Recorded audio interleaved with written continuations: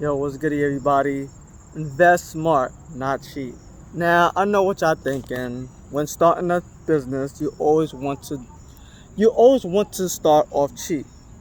But listen, there's a difference, right? Between affordable investing and being cheap. The problem with that is people sometimes want to go after the most cheapest thing, right? When investing a business, you have to think smart.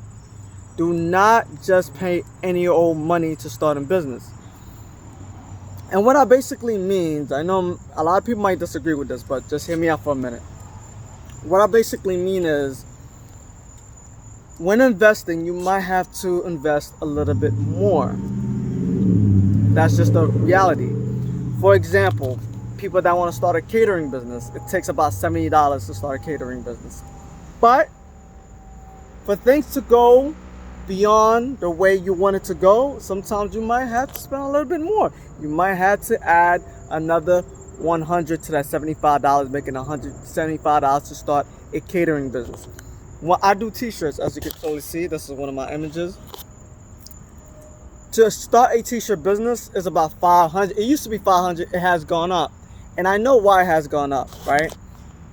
With any business, you cannot just throw money at it. I already knew I had to invest close to about $3,000 into my company. You know what I mean? I had to buy scooter because I do deliveries. I had to buy the cutting machines, had to buy a printer, had to buy practicing materials. That's another thing that people don't think about. When you are investing into a business, you have to buy practicing materials. You cannot buy materials and just sell it, because you are going to ruin your business if you do that. And that's just a fact. It's getting a little dark. It's a little noisy. Got motorcycles all around. So with that being said, I'm still going to continue this video because I don't want to cut it short.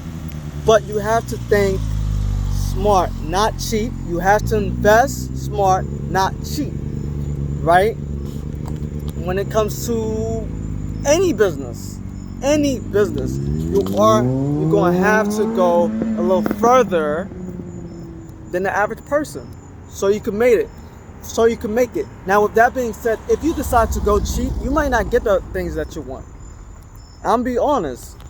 When it came down to me, I had to go hard because I didn't want the average Joe Schmo product. You get what I'm saying? You're going to have to invest to get your practice materials. You're going to have to invest on your mistakes. Mistakes cost money, guys. I'm just keeping it real. So this whole notion of, well, I'm going to see if I could spend cheap on starting a business, it's not going to get you anywhere. All it's going to do is, you might make it, but all it's going to do is reduce your chances of actually making it. If you spend a little bit more on your business, there's a chance that it might go the way you need it to go. And that's just reality. You get what I'm saying? Like I said before, I know just spending $500 in my business, it wasn't going to go the way it wanted to go. I can tell you that right now, right? If you have a hat business, if starting a hat business, $300, save $400 or $500. Don't just save $300, go a little bit more. If something costs about $1,000 to make, save another $500. Believe me, if you do that, right? If you do that,